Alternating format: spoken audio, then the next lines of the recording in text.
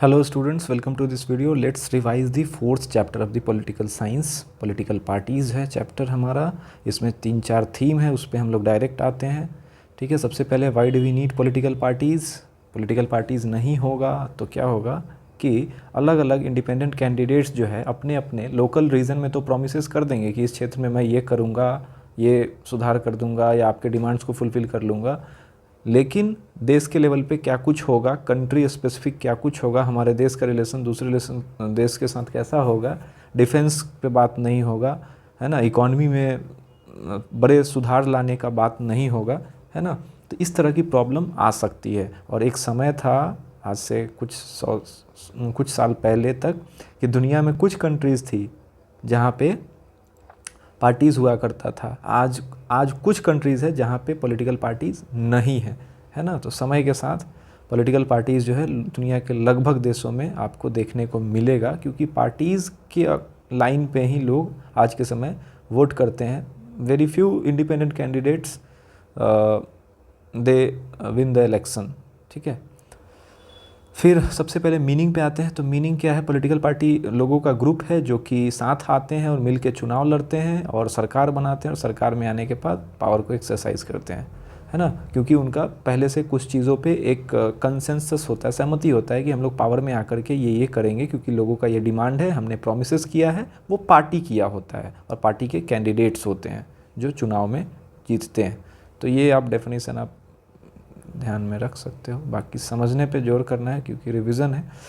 ठीक है, पार्टीज़ से जुड़ने का मतलब है कि आप किसी न किसी एक साइड को ले रहे हो, क्योंकि डिफरेंट पार्टीज़ चुनाव लड़ रहे होंगे, तो आप जिस पार्टी के मेंबर हो वो जो पार्टी कह रही होगी उस साइड को आप ले रहे होगे, तो उसी पार्टीशनशिप दे रखा है. ठीक है, जो कमिटेड है एक पर्टिकुलर साइड को ले रहा है उसको बोलते हैं. क्या क्या हो सकता है आपको पॉलिटिकल पार्टी के तहत दिखेगा? तो लीडर्स दिखते हैं, उसके नेता होते हैं, एक्टिव मेंबर्स होते हैं जो नेता को सपोर्ट करते हैं या फिर मोबिलाइज करते हैं लोगों को, और ये हो गए फॉलोअर्स जो पार्टी जो कहती है उस लाइन पे चलते हैं, करते हैं, कार्यकर्ता जिसको बोलते हैं. और ये हो गए एक्टिव मेंबर्स जो कि कई सारे चीज़ों में पार्टी लेवल पे हिस्सा लेते हैं. फंक्शंस, ये बहुत इंपॉर्टेंट है क्वेश्चन के पॉइंट ऑफ व्यू से. तो पार्टीज़ क्या क्या करती है? पार्टीज़ कंटेस्ट इलेक्शन, बिल्कुल इलेक्शन में पार्टिसिपेट करना, कैंडिडेट्स को उतारना, चुनाव जीतना, सरकार बनाना. ठीक है, अगर सरकार बन गई तो वो रूलिंग पार्टी कहलाएगी, अगर नहीं कुछ सीट्स जीत करके रह गई तो वो अपोजिशन का रोल निभाएगी, और वो भी एक पार्टी का फंक्शन ही है. Parties play a decisive role in making laws. जो पार्टी जीत करके आ गई है चुनाव में वो सरकार बनाएगी, और वो देश के लिए या राज्य सरकार में आई है तो कानून बनाएगी, लॉज बनाएंगे, एक्ट्स बनाएंगे. Parties form and run governments. Parties form and run governments, सही बात है. पार्टीज़ इलेक्शन लड़ने के बाद अगर जीत जाती है तो क्या है, सरकार बनाती है, सरकार में आने के बाद ही तो काम करती है.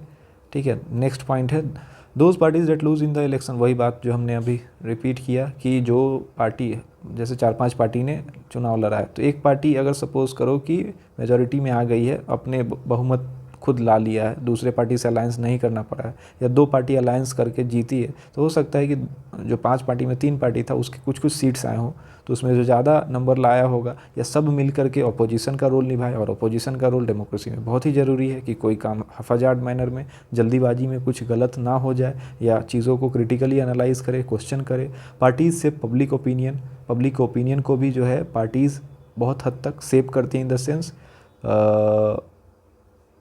इन्फ्लुएंस करती है ना. Many of the pressure groups are the extensions of political parties. Political parties के भी बहुत सारे प्रेशर ग्रुप्स होते हैं. किसानों का संघ होता है, ट्रेडिंग बॉडीज़ होते हैं पार्टी को सपोर्ट करने वाले. ठीक है, फिर है नेक्स्ट पार्टीज़ प्रोवाइड. देखो बहुत सारे पॉइंट है, तो आप 4-5 पॉइंट तो दिमाग में रख ही लेना ज़रूर, इंपॉर्टेंट क्वेश्चन के पॉइंट ऑफ व्यू से. Parties provide people access to government machinery and welfare scheme. सही बात है, एक नेता जो है वो ज़्यादा अप्रोचेबल होता है, या अगर नहीं होता है होना चाहिए. ठीक है, क्योंकि अधिकारी के पास जाकर के अपने इशूज़ को सॉल्व कराना ये ज़्यादा मुश्किल है. किसके? पॉलिटिकल पार्टीज़ के जो लीडर्स होते हैं, जो चुन के नेता हैं, वो पॉलिटिकल रिप्रेजेंटेटिव है, लोगों से डायरेक्ट उनका कनेक्शन होना चाहिए ताकि लोग अपने इशूज़ कंसर्न्स को लेकर के उनके पास जा सकें. ठीक है, देन नेसेसिटी. क्यों ज़रूरत पड़ी पार्टी की, तो फिर से वही पॉइंट आप दिमाग में लाओ कि अगर पॉलिटिकल पार्टी नहीं होगा, इंडिपेंडेंट्स कैंडिडेट ही केवल होंगे, तो अपने क्षेत्र में तो वो प्रॉमिस करेगा, पर देश के लेवल पे क्या होगा ये कुछ भी नहीं वो बता पाएगा या प्रॉमिस कर पाएगा। ठीक है, इसलिए पार्टीज़ का होना ज़रूरी है। अब अगला जो थीम है how many parties should we have, तो ये क्वेश्चन ही अपने आप में क्वेश्चनेबल है। क्यों? क्योंकि किसी देश में कितने पार्टीज़ होंगे ये हम और आप डिसाइड नहीं करेंगे, उस देश का सिचुएशन कंडीशन डिसाइड करेगा, हिस्टोरिकल रीजंस डिसाइड करेंगे, है ना, कि कितना डाइवर्स है, क्या ओरिजिन रहा है उस कंट्री के बनने में। ठीक है, ये डिसाइड करेगा कि उस देश में कितने पार्टी होने चाहिए। अब देखो इंडिया इतना डाइवर्स कंट्री है, बहुत सारे मामले में, रिलीजन, कल्चर, लैंग्वेज और क्या, और भी बहुत सारे मामलों में अपना देश डाइवर्स है। और जितना डाइवर्सिटी है मतलब उतने सारे पॉलिटिकल पार्टीज़ बनने के स्कोप है। इन द सेंस डिफरेंट जो ग्रुप्स होते हैं वो सोचते हैं कि हमारे इंटरेस्ट को नहीं उठाया जा रहा है, तो वैसे लोग मिलकर के पॉलिटिकल पार्टीज़ फॉर्म कर लेते हैं। उस हिसाब से देखा जाए तो more than 750 parties are registered with the election commission of India. ये इंडिया की बात हो रही है। ठीक है, और कुछ कंट्रीज़ दुनिया के बहुत बड़े हैं लेकिन वहाँ पे आपको सिंगल पार्टी, डुअल पार्टी देखने को मिलेगा। जैसे कि चाइना लास्ट ईयर देखे होंगे, कम्युनिस्ट पार्टी केवल दिखेगा। यूएस में 2 पार्टी दिखेगा, रिपब्लिकन, डेमोक्रेट्स। यूके में कंजर्वेटिव और लेबर पार्टी दिखेगा। ठीक है, तो जितने पार्टीज़ होंगे तो वो कुछ अच्छा भी है, कुछ नुकसान भी हो सकता है। ठीक है, क्योंकि आपके पास चॉइसेस बढ़ जाते हैं। In some countries power usually changes between 2 main parties, जहाँ पे 2 पार्टीज़ होगा या 2 मल्टी पार्टी सिस्टम ही है जैसे अपने यहाँ जैसा, और 2 ही पार्टी जो है ज़्यादा सीट्स जीत करके आती है, तो कहीं ना कहीं जो पॉलिटिक्स है वो 2 पार्टीज़ के अराउंड ही रिवॉल्व करेगी। लेकिन कुछ कंट्रीज़ ही ऐसे हैं जहाँ पे 2 ही पार्टी है, जैसे कि यूएस और यूके का हमने आपको जिक्र किया। ठीक है, आगे बढ़ते हैं। अब ये फ्रंट के बारे में दे रखा है कि अलायंस फॉर्म होता है, कुछ पार्टीज़ जो है दूसरे पार्टीज़ के साथ मिल करके लाइक माइंडेड या कुछ चीज़ों पे सहमति बना करके साथ में चुनाव लड़ते हैं। तो एक है यूपीए और एक है एनडीए। यूपीए क्या है, जो कांग्रेस लेड है, और एनडीए क्या है, जो बीजेपी लेड अलायंस है, जो गठबंधन है। ठीक है, आगे बढ़ते हैं। नेक्स्ट जो थीम है हमारा इम्पोर्टेंट, नेशनल पार्टीज़। ये बहुत इंपॉर्टेंट है क्वेश्चन के पॉइंट ऑफ व्यू से। कैसे पार्टीज़ को, आज जो है पार्टीज़ इंडिया में सबको रजिस्टर्ड होना पड़ता है। इलेक्शन कमीशन ऑफ इंडिया जो कि रेगुलेटिंग बॉडी है इलेक्शंस का इंडिया में, उससे रजिस्टर्ड होना पड़ता है। ठीक है, तो अब इलेक्शन कमीशन से रजिस्टर्ड होने का कुछ फ़ायदा भी है, कुछ रिकॉग्निशन मिलता है और कुछ क्राइटेरिया है, उसको फुलफ़िल करने पे दर्जा भी मिलता है। तो अगर किसी एक पार्टी को नेशनल पार्टी बनना है तो उसके लिए क्या क्राइटेरिया है? Party that secures at least 6% of the total votes in election to the legislative assembly of a state and wins at least 2 seats is recognised state party. क्षेत्रीय पार्टी कह लो, स्टेट पार्टी कह लो, उसके लिए क्या दर्जा है कि 6% वोट लेके आओ। 6% वोट, सपोज करो कि 100 वोटर्स हैं किसी एक स्टेट में, तो उसमें से 6% यानी कि 6 लोगों ने आपके वोट किया हो और 10 सीट है सपोज़ करो, तो 2 सीट कम से कम जीत के आने हैं। मतलब 10 सीट हो 50 सीट हो उससे मतलब नहीं है, 2 सीट्स जीत के आने हैं असेंबली के इलेक्शन में। और वोट कितना लाना है परसेंटेज में? तो 6%। ठीक है, ये स्टेट पार्टी होने का दर्जा मिलने के लिए ये क्राइटेरिया है। अब नेशनल पार्टी का क्या है? नेशनल पार्टी का है 6% वोट किस में? लोकसभा इलेक्शन में। 6% वोट लोकसभा इलेक्शन में, या फिर 6% वोट 4 लेजिस्लेटिव असेंबली, किसी 4 स्टेट के असेंबली इलेक्शन में भी 6% आप वोट लाते हो। और एडिशनल क्राइटेरिया क्या है कि 4 सीट्स आपको लोकसभा में जीतने चाहिए। 4 सीट्स लोकसभा में जीतने चाहिए तो कंपलसरी है। अब इसके साथ जो दूसरा कंडीशन है वो है 6% वोट लोकसभा में या फिर 6% वोट 4 स्टेट असेंबली में। ठीक है, ये क्वेश्चन के लिए इंपॉर्टेंट था इसलिए हमने बगल में लिखा।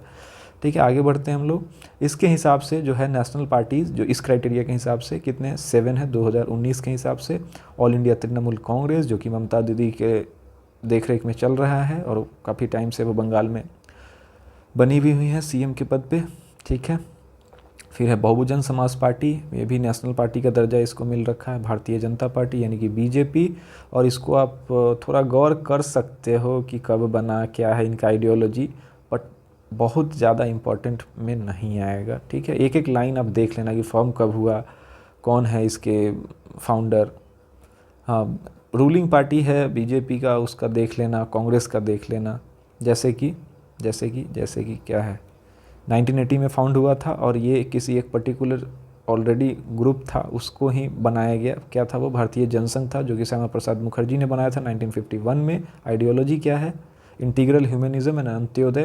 अंत्योदय यानी कि लास्ट माइल, जो पैदान में सबसे अंत में खड़ा है उसके लिए भी काम करना। कल्चरल नेशनलिज्म, जिसको हिंदुत्व भी बोला जाता है। बहुजन समाज पार्टी काशीराम ने बनाया था और ये दलित सेंट्रिक पार्टी मानी जाती थी। ठीक है। Communist party of India CPI, जो कि इंस्पायर्ड है लेनिन और मार्क्स से। Communist party of India Marxist. Then Indian National Congress, oldest party, Hume, है ना। ये आप इनका भी आप वो देख लो। ये हमने जो बोला UPA लेड यही है और BJP NDA लेड है। ठीक है। सेंट्रिस्ट पार्टी आइडियोलॉजी वो सेंट्रिस्ट, राइटिस्ट, लेफ्टिस्ट। लेफ्टिस्ट कहते हैं मतलब जो लिबरल हैं, जो इंटरनेशनलिज्म में विश्वास रखते हैं। राइटिस्ट जो कि कल्चर, ट्रेडिशन, हायरार्की ये सब में विश्वास रखते हैं। और सेंटर मतलब दोनों के बीच में, जैसे कि लिबरल्स, कंजर्वेटिव और रेडिकल्स हम लोग देखे थे लास्ट ईयर, वैसा ही कुछ, बट एकदम सेम नहीं है, इतना समझ लो। नेशनलिस्ट कांग्रेस पार्टी NCP 1999 में कांग्रेस से ही टूट करके बना था। ठीक है। स्टेट पार्टीज़ का हम लोगों ने दर्जा देख लिया, कैसे मिलता है, क्या है criteria. Let's move next theme, challenges to political parties. बहुत इंपॉर्टेंट टॉपिक क्वेश्चन के पॉइंट ऑफ व्यू से। चैलेंजेस क्या है आज के समय में पॉलिटिकल पार्टीज़ के? तो जो चैलेंजेस है उसको ख़त्म करना पड़ेगा या स्टेप्स उठाने पड़ेंगे। Since parties are the most visible face of democracy. कुछ लोग तो समझते हैं कि पार्टी का अच्छा होना मतलब अच्छा काम करना सब कुछ अच्छा होगा, या डेमोक्रेसी अगर अच्छा चल रहा है तो वहाँ की पार्टी सिस्टम ठीक होगी, ऐसा है ना। कुछ लोग कॉन्स्टिट्यूशन के बारे में, संविधान के बारे में नहीं जानते होंगे, लेकिन पार्टीज़ के बारे में जानते होंगे। तो इतना ज़्यादा लोगों में ये क्या कहते हैं, इसको लेकर के अवेयरनेस है पॉलिटिकल पार्टीज़ को लेकर के। तो इसमें अगर दिक्कतें हैं तो इसको सुधार होना चाहिए। पहला चैलेंज क्या है? Lack of internal democracy. बहुत सारे पार्टीज़ हैं जो अपने पार्टी के अंदर इंटरनल डेमोक्रेसी, चुनाव वगैरह नहीं कराते हैं। कुछ लोग हैं जो बने हुए हैं ऊंचे बड़े पद पे, है ना, जो नीचे के कार्यकर्ता लोग हैं उनको ऊपर बढ़ने का मौका नहीं मिल रहा है। ये सब कब होगा? जब पार्टी के अंदर भी चुनाव होंगे। ठीक है। Ordinary members of the party do not gate sufficient information what happens inside. जैसे कि कुछ हद तक अभी जो रूलिंग पार्टी है उस पर भी इस तरह के इल्ज़ाम लगते हैं कि 2-3 लोग ही पार्टी को चला रहे हैं, नीचे के लोगों को मौका नहीं है, या कोई आवाज़ नहीं उठा सकता है, किसी कमी को नहीं गिना सकता है। ठीक है। दूसरा चैलेंज क्या है? डायनास्टिक सक्सेशन, जो कहीं ना कहीं पहले वाले से मिलता जुलता है, कि जो ऊपर के कुछ लोग हैं उन्हीं से जुड़े हुए लोग आगे बढ़ने का उनको मौका मिलेगा, है ना। उनका बेटा है राजनीति में, वही वो है राजनीति में, तो उनका लड़का ही उस पद पे जाएगा, ऐसा कुछ। तो ये भी चैलेंजेस बहुत बड़ा है ना। पार्टी सिस्टम जो है, उस पार्टी के अंदर भी डेमोक्रेसी होना ज़रूरी है। चलिए आगे बढ़ते हैं। फिर third challenge, money and muscle power. बहुत ही इंपॉर्टेंट चैलेंज मतलब मिटाए जाने के पॉइंट ऑफ व्यू से बहुत ज़्यादा रोल प्ले करता है ना। पार्टीज़ जो है उससे कैंडिडेट्स को टिकट देना पसंद करती है जो मनी और मसल पावर दोनों में आगे हो, ताकि उसका इस्तेमाल हो सके चुनाव जीतने में, क्योंकि उनको चुनाव जीतने से मतलब है। चुनाव जीतेंगे, पार्टी पावर में आएगी, फिर बल्ले बल्ले। ठीक है। That is not a good sign for democracy. फिर दूसरा है मीनिंगफुल चॉइस। अब जो है एक समय हुआ करता था जब डिफरेंट पार्टीज़ जो हैं क्लेम करती थी कि हम इनसे अलग काम करेंगे, या लोगों के पास चॉइस होता था कि अच्छा ये जो अभी पार्टी पावर में है एक बार बदल के देखते हैं, या दूसरे को चांस देते हैं, वो इससे बेहतर करेगा। अब तो लगभग जो है जो दूरियां हैं या अलग होने का है वो मिटते चला जा रहा है। लगभग सब पार्टीज़ जो है एक ही तरह से आगे बढ़ती हैं, एक ही विचार, एक ही तरीके को अपना करके। In recent years there has been a decline in ideological differences. Ideology के नाम पे अब चीज़ें धूमिल हो रही है, इन द सेंस सब पावर में आने के बाद वही तरीके अपना करके डेवलपमेंट करते हैं। ठीक है। जो कि इंडिया में अभी ऐसा कुछ नहीं है। जैसे कि अगर देखा जाए जो अभी रूलिंग पार्टी और अपोजिशन है, बहुत हद तक आइडियोलॉजिकली जो डिफरेंसेस हैं वो वाइड है। मूविंग अहेड, जैसे वो ब्रिटेन और के कॉन्टेक्स्ट में दे रखा है कि लेबर पार्टी और कंजर्वेटिव पार्टी जो है, तो वहाँ कुछ डिफरेंस ही नहीं है। कोई भी पावर में आए लगभग सेम ही तरीके से काम होगा। तो ऐसे क्या, एज अ वोटर आपके पास चॉइस कम हो गए। How can parties B reformed, यानी कि चैलेंजेस था, ऊपर प्रॉब्लम था, दिक्कत था, उसको सुधार किया जाना चाहिए। तो कैसे किया जाए, तरीके कुछ अपनाए जा सकते हैं। जैसे कि पहला है कि चैलेंजेस था, बहुत सारे लीडर्स जो हैं वो जीतने के बाद पार्टी चेंज करते थे, आया राम गया राम वाला। इसके लिए डिफेक्शन को रोकने के लिए, डिफेक्शन क्या है, चेंज करना बार बार, इस पार्टी से जीते थे दूसरे पार्टी में जीतने के बाद चले गए। एंटी डिफेक्शन लॉ लाया गया 1985 में इस चीज़ को रोकने के लिए, जिसका असर बहुत हद तक हुआ भी।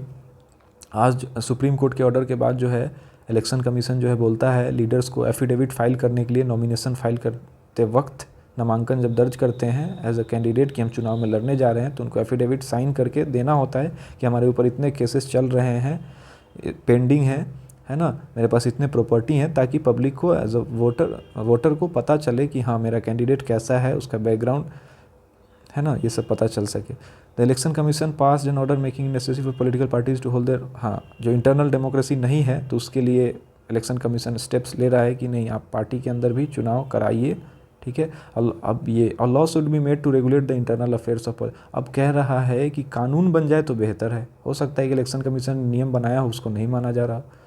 It should be made mandatory for political parties to give a minimum number of tickets, हाँ महिलाओं को एम्पावर, विमेन एम्पावरमेंट के लिए सीट्स दिए जाए, महिलाओं को भी रिजर्व किया जाए, जो कि अब कर दिया गया 1/3 सीट्स, बट जब तक लागू ना हो तब तक उसका असर नहीं दिखेगा। देन है there should be state funding of election, जितना मर्जी उतना इलेक्शन में खर्चा किए जा रहे हैं, इसका कोई अता पता नहीं कि कहाँ से पैसा आ रहा है। तो सरकार जो है चुनाव में खर्च करने के लिए पैसे दे और लिमिटेड हो वो, है ना, क्योंकि खर्च तो होते हैं चुनाव में, तो कोई पार्टी के पास बहुत सारा पैसा आ रहा है, वो खूब खर्च किए जा रहा है, उससे पब्लिक इन्फ्लुएंस हो गए, वोट कर दिए, तो ये गलत है। कोई पार्टी होगा जो उसके पास फंडिंग नहीं होगी, पैसा नहीं होगा और वो अच्छा काम करना चाहता होगा, तो उस हिसाब से तो डेमोक्रेसी के लिए बेकार है। इसलिए सरकार अगर पैसे खर्च करे या दे सबको अपने कैपेसिटी के अकॉर्डिंग, पार्टी के स्टेटस के अकॉर्डिंग खर्च करने के लिए, ऐसा कुछ किया जाना चाहिए। अब ये सब सजेशन ठीक है, किया गया है, दिया गया है, लेकिन कितना हो रहा है ये मैटर करता है। बट ये सब पॉइंट्स लिखने बिल्कुल जाएंगे।